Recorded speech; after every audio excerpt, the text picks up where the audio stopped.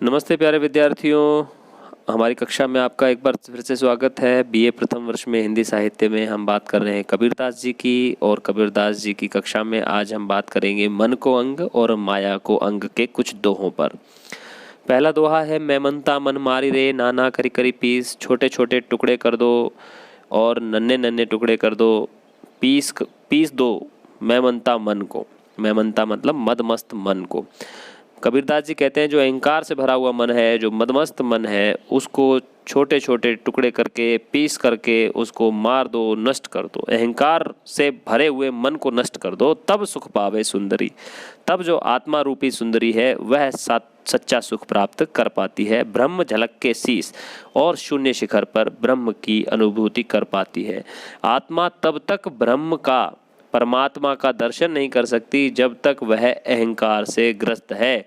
इसीलिए कबीरदास जी पहली शर्त बताते हैं कि यदि किसी आत्मा को परमात्मा से मिलना है तो सबसे पहले अहंकार ग्रस्त मन को नष्ट कर दो।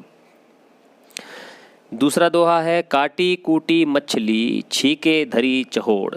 काटी कूटी मछली, काटी कूटी मछली का मतलब यहाँ पर है विषय वासनाओं से मुक्त हो गई है जो मछली, मतलब मन, आत्मा। जो आत्मा विषय वासनाओं से मुक्त हो गई है, छीके धरी चहोड़, वही छीके पर रखी जा सकती है। आपने देखा होगा छीके पर रख दी जाती थी पहले, कभी मछलियाँ बनती होंगी घर में, तो उस प्रतीक को यहाँ पर अपनाया गया है कि मछली को साफ कर करके और छीके में बंद करके रख दिया जाता है। ठीक है, यहाँ पर क्या कहा गया है कि काटी कूटी मछली, हे मनुष्य तुम अपने आत्मा रूपी जो मछली है उसे विषय वासनाओं से मुक्त कर लो, तभी वह छीके धरी चहोड़, तभी वह ब्रह्मरंध्र पर पहुंच पाएगी, तभी वह परमात्मा के पास पहुंच पाएगी। कोई एक असिर मन बसया, अगर एक भी वासना मन में बस गई, दह में पड़ी बहोड़, तो वह फिर से जा कर के ऊपर जो ऊंचा शून्य शिखर है उस शून्य शिखर से नीचे गिर करके वह वासना के सरोवर में गिर जाएगी। तो यहाँ पर कहा गया है कि जो विषय वासनाओं से रहित आत्मा है वही केवल ऊंचे छीके अर्थात शून्य शिखर पर पहुंच सकती है। लेकिन यदि कोई भी अशिर, अशिर का मतलब यहाँ पर वासना से है, अगर कोई भी वासना शेष रह गई तो मन की मछली फिर से उसी तालाब में, उसी गंदे तालाब में गिर जाएगी जहां से वह से निकाला गया है। आगे देखते हैं, भक्ति द्वारा सांकरा। भक्ति का जो द्वार है वह बड़ा सकड़ा है। राई 10वें भाग, जो राई होती है ना, राई सरसों जैसी होती है राई छोटी, उस राई का भी 10वां भाग जो होता है वह भक्ति का द्वार होता है। मतलब भक्ति का द्वार इतना सकड़ा है, यानी कि परमात्मा से मिलने का जो द्वार है वह इतना सकड़ा है कि राई का 10वां भाग, राई का भी 10वां हिस्सा कर लीजिए आप, इतना सकड़ा भाग है जिससे आत्मा परमात्मा से मिलने जाती है। मन तो मैंगल वह रहे हो, लेकिन कबीरदास जी कहते हैं कि हमारा मन तो हाथी के समान हो गया है। यहाँ पर रूपक अलंकार है, मन को मैंगल कह दिया, मैंगल मतलब हाथी। मन तो हाथी के समान है, क्यों करे सके समाए। तो जब हमने मन को तो अहंकार से भर करके हाथी बना रखा है और परमात्मा से मिलने का द्वार राई से भी छोटा है, तो बताइए हाथी का मन, हाथी रूपी अहंकार से भरा हुआ मन भला इतने छोटे से द्वार से कैसे परमात्मा से मिलन करने के लिए जा सकता है। अर्थात जब तक अहंकार से भरा हुआ है मन, तब तक परमात्मा से आत्मा का साक्षात्कार नहीं हो सकता है। चलिए अब माया को अंग के कुछ 3 दोहे हैं। माया के अंग में पहला दोहा है, माया मुई न मन मुआ। कबीरदास जी कहते हैं कि जो माया मतलब आसक्ति, मोह, मुई न मन मुआ, और मन जो है, मन माया से मुक्त नहीं होता। न तो माया मरती है और न ही मन माया से मुक्त होता है। मर गया शरीर, लेकिन मनुष्य का शरीर मर जाता है।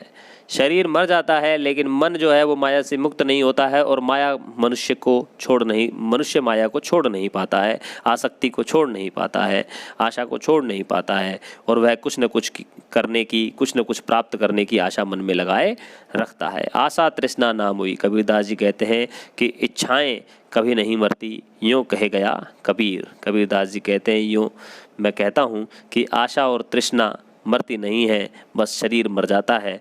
कबीरदास जी का यहाँ कहने का तात्पर्य इतना है कि मनुष्य जब तक आशा, तृष्णा, माया और मन को इन सब चीज़ों से मुक्त नहीं कर लेता, तब तक वह परमात्मा से मिलन नहीं कर पाता। आगे देखें, तृष्णा सींची ना बुझे। तृष्णा जो है, तृष्णा मतलब इच्छा, मनुष्य की इच्छा को आप जितना सींचेंगे, आप जितनी इच्छा पूर्ति करते रहेंगे, आप सोचते हैं कि मेरे पास कार हो तो मैं सुखी हो जाऊंगा, लेकिन कार जब आ जाती है तो फिर हेलीकॉप्टर चाहिए, हेलीकॉप्टर हो, हेलीकॉप्टरों में उड़ूं तो फिर आपको जेट प्लेन चाहिएगा। तो मनुष्य की इच्छाएं कभी पूरी नहीं होती हैं, जितना हम इच्छाओं को पूर्ति करते रहते हैं वो बढ़ती ही चली जाती हैं, दिन दिन बढ़ती जाएं। जावासा के रुख ज्यों घण मेहा को मिलाएं। कबीरदास जी कहते हैं कि जवासा का वृक्ष जो होता है वो ग्रीष्म में हरा होता है, लेकिन वर्षा में कुम्हला जाता है। इस तरह से जैसे जैसे मनुष्य की इच्छाओं को पूरा करता जाता है मनुष्य, वैसे वैसे मनुष्य की इच्छाएं और बढ़ती चली जाती है। लेकिन ईश्वर के प्रेम की जब वर्षा होती है तो सारी तृष्णा नष्ट हो जाती है। घण मेहा को मिलाए मतलब घने मेह मतलब बारिश में जो जवासा का पेड़ है वह कुम्हला जाता है, नष्ट हो जाता है। उसी तरह से मनुष्य की वासनाओं भी ईश्वर के प्रेम की वर्षा से नष्ट हो सकती हैं। आगे देखते हैं, बगुली नीर बिटा लिया सायर चढ़ा कलंक। कबीरदास जी कहते हैं कि बगुला जो होता है वह जब पानी में चोंच डाल देता है या पानी में जब चोंच डाल करके वह उसे पीता है तो सागर पर भी कलंक लग जाता है, और इस सागर पे कलंक को और कोई नहीं समझ पाता है। सारे पखेरु जो होते हैं, सारे पक्षी तो उसके पानी को पी लेते हैं, लेकिन जिस जल में बगुला अपनी चोंच डुबा लेता है एक बार, हंस उसमें फिर चोंच नहीं डालता है। यहाँ पर हमें देखना पड़ेगा कि इसके अर्थ क्या हैं। कबीरदास जी यहाँ जो बगुला है वो अज्ञानी लोगों को बगुला कह रहे हैं, और हंस जो है वो ज्ञानी लोगों को कह रहे हैं, ज्ञानी जीव को कह रहे हैं। कबीरदास जी कहते हैं कि जिस समाज में बगुले होते हैं यानी कि अज्ञानी लोग जो होते हैं, वे जहाँ बैठते हैं, वो जो बातें करते हैं उनको अन्य लोग तो सुन लेते हैं, लेकिन जो ज्ञानी लोग होते हैं वो उन पर ध्यान नहीं देते हैं। अर्थात जो वासना रूपी जल है, अज्ञानी लोग जिस वासना रूपी जल में पड़े रहते हैं, जिस वासना रूपी जल को पीते रहते हैं, हंस रूपी जो ज्ञानी लोग होते हैं वो वासनाओं से दूर रहते हैं और उसके पास भी नहीं जाते हैं। तो कबीरदास जी के ये दोहे आज की कक्षा में हमने पढ़े। यहाँ पर कबीरदास जी के जो साखी के अंग हैं वो यहाँ पर पूरे होते हैं। अगली कक्षाओं में हम कबीरदास जी के पद पढ़ेंगे और उसके बाद अन्य कवियों की बात करेंगे। बहुत बहुत धन्यवाद।